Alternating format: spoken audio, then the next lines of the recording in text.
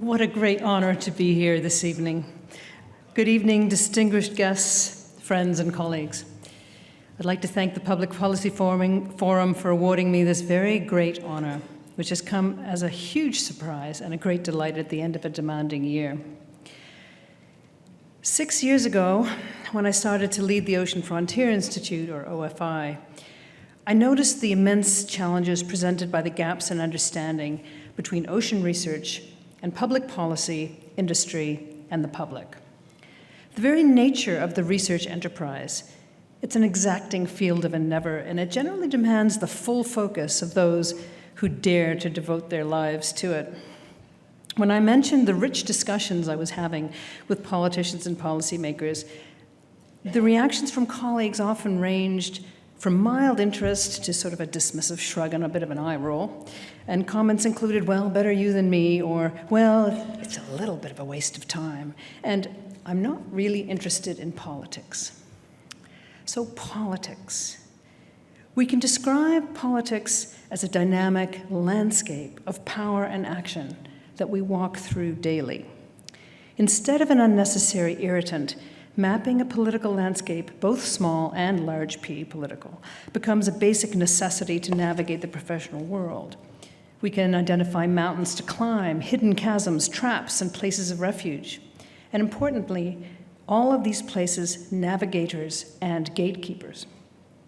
Conversations along the path become a detective story where we identify the best path to pursue and we self-correct when the path goes awry.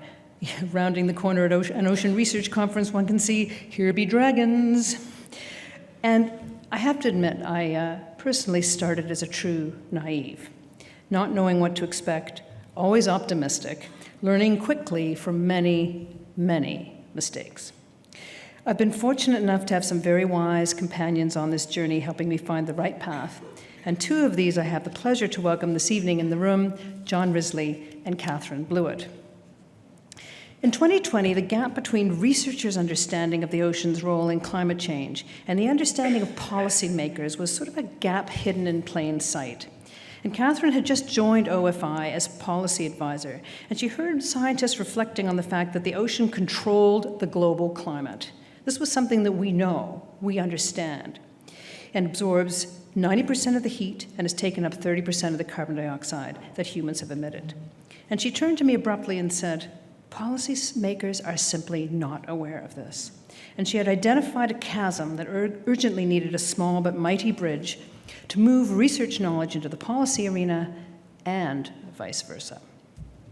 So we launched the Ocean is Missing campaign at COP26 in Glasgow, helping shift the dialogue within the intergovernmental system of the UN and helping trigger the World Meteorological Organization's creation of something called the Greenhouse Gas Watch. And for the very first time, ocean carbon was included in the climate conversation. I don't know if you're aware, but the first IPCC reports did not have the world ocean in them, even though the ocean controls the global climate.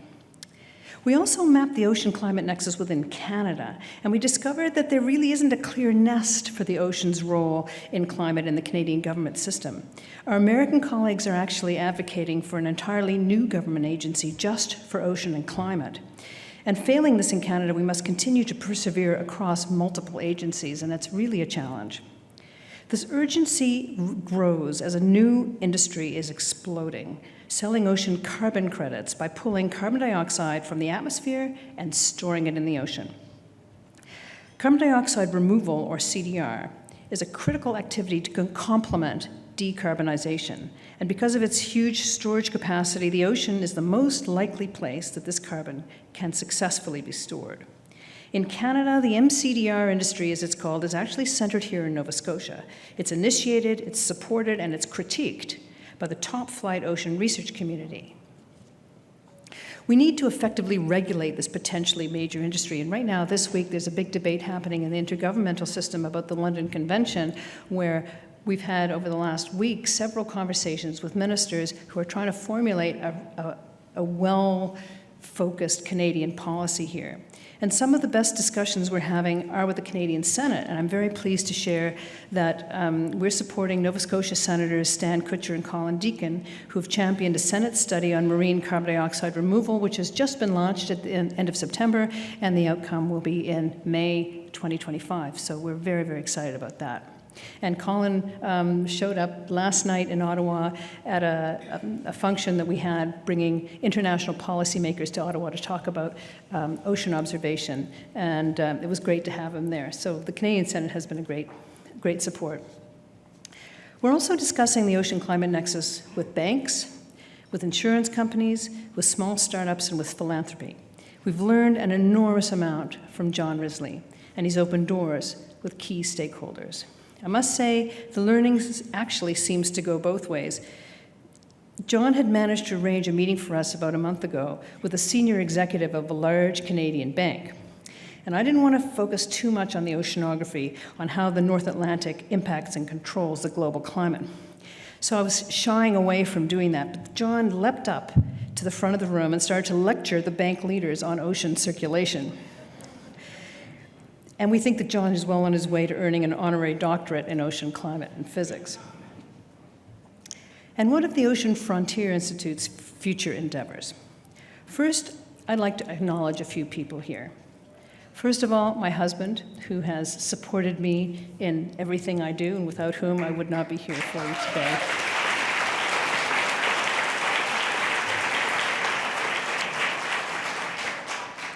I'd also like to acknowledge my colleagues here tonight, Krista Jeffrey and Kim Thompson.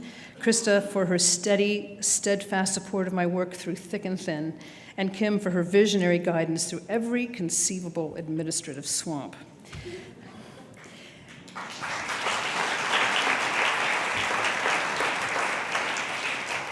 I'd also like to thank my friends and colleagues who are here tonight.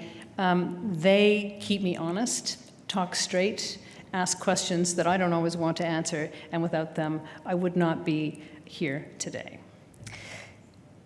Let's look to the future. Through excellent ocean research, the Ocean Frontier Institute will continue to champion a future for Nova Scotia. With environmentally responsible offshore wind resources, fisheries supported by the very latest genetic and statistical tools, and nimble ocean technology and carbon removal industries. In an internationally competitive landscape, these industries can only be successful if they are working in tune with the best and brightest scientific minds, such as those here in Atlantic Canada. As we look to the future, the Canadian political landscape is changing in ways we do not yet understand. It is a time to reinvigorate the connection between excellent research, effective policies, and a vibrant economy. It is a time to build new pathways for Canadian research. I pledge to work with the Public Policy Forum and with you all to blaze the trail. Thank you.